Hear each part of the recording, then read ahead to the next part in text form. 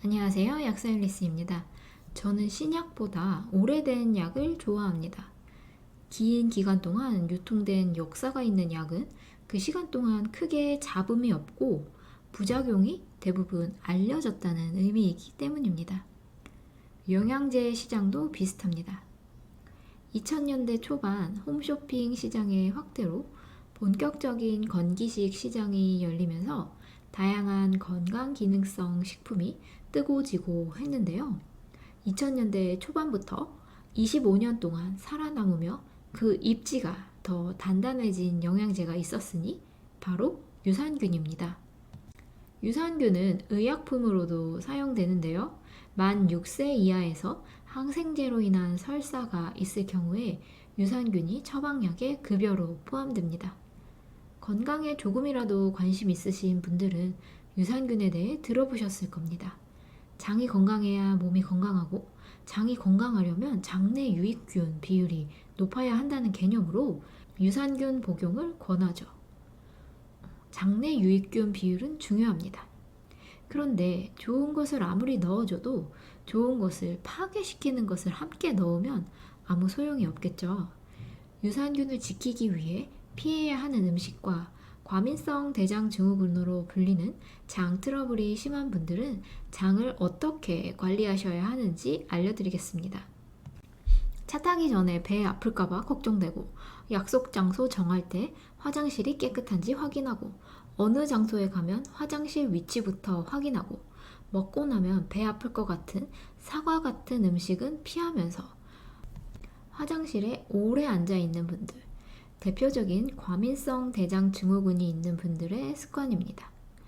과민성 대장 증후군은 장운동 이상, 장내 미생물 불균형, 스트레스와 감정적 요인, 장염증 및 면역 반응, 장신경계 민감성, 식사 관련 유전 등의 원인과 관련이 있습니다. 이 중에서 장내 미생물 불균형이 잘 알려진 원인입니다. 장내 세균은 유익균, 유해균, 중간균으로 구성되어 있으며 이 비율이 잘 유지되어야 건강한 대장 환경인데요. 특정한 원인에 의해 유해균이 과증식되면 여러 가지 문제를 일으킬 수 있는데 과민성 대장 증후군도 그 중 하나입니다. 대장에 살고 있는 여러 미생물 중 특히 문제를 일으키는 균은 칸디다증인데요. 칸디다균이 과증식하면 다른 유익균이 있을 공간이 부족해지기 때문이죠. 이 칸디다균은 설탕을 먹고 자랍니다. 장 트러블이 심하지만 약을 먹을 정도의 상황이 아니라면 프로바이오틱스 복용부터 생각하실 겁니다. 아주 자연스러운 접근법인데요. 적군으로 가득 찬 전장에 특공대 요원 소수를 보내면 어떻게 될까요? 좀 어렵겠죠. 냉장 보관, 콜드체인, 프리미엄 종균사로 만든 최고급 프로바이오틱스를 먹더라도 장내 환경이 유익균이 살아남기 힘든 유해균이 우글거리는 상황이라면 발붙이기 힘들어지겠죠? 자리 못 잡으면 아무리 좋은 균을 먹어도 그냥 쓸려 나갑니다. 비싼 변을 보시는 거예요. 장도 환경이 중요합니다. 유해균의 번영을 막아야 하는데요. 설탕이나 정제 탄수화물, 액상과당 같은 유해균의 먹이를 많이 먹는다면 장내 환경이 나빠집니다. 장내 세균총 균형에 눈에 보이는 결과는 배변 활동이지만 면역력, 기분, 소화 능력, 감정 조절 등 신체 전반에 다양한 영향을 줍니다. 그래서 건강이나 기분에 이상이 있으면 장내 컨디션을 한 번쯤 의심해 볼 만하죠. 그렇다고 누구에게나 프로바이오틱스 복용이 도움되는 것은 아닌데요. 특히 장 트러블이 심한 장누수 증후군 환자에게는 더욱 그렇습니다. 장벽이 손상된 장누수 증후군 환자는 복용한 프로바이오틱스 내의 유익균이 장벽을 통해 혈류로 들어갈 위험이 있기 때문입니다.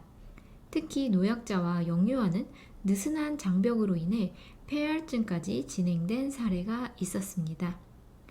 소아과에서는 장벽이 발달된 생후 4개월 이후부터 프로바이오틱스를 복용하라고 권합니다. 크론병 환자의 경우 프로바이오틱스 복용 후 복통, 설사가 악화된 사례가 있었습니다. 이런 증상은 보장 균수를 맞추기 위해 여러 가지 균을 넣은 프로바이오틱스에서 더 빈번하다고 합니다. 잡균을 넣었다고 표현하죠. 프로바이오틱스를 고르실 때는 보장 균수를 물론 봐야겠지만 이 균의 구성이 어떤지 핵심 균주 비율이 어느 정도인지를 확인하셔야 합니다.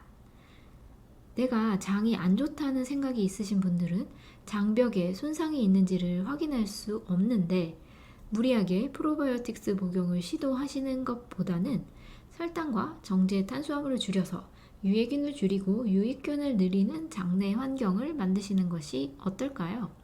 혈당 조절과 체중 감량은 덤입니다. 오늘 자료 제작에 도움이 된 서적 공유드립니다. 시청해주셔서 감사합니다. 항상 건강하세요.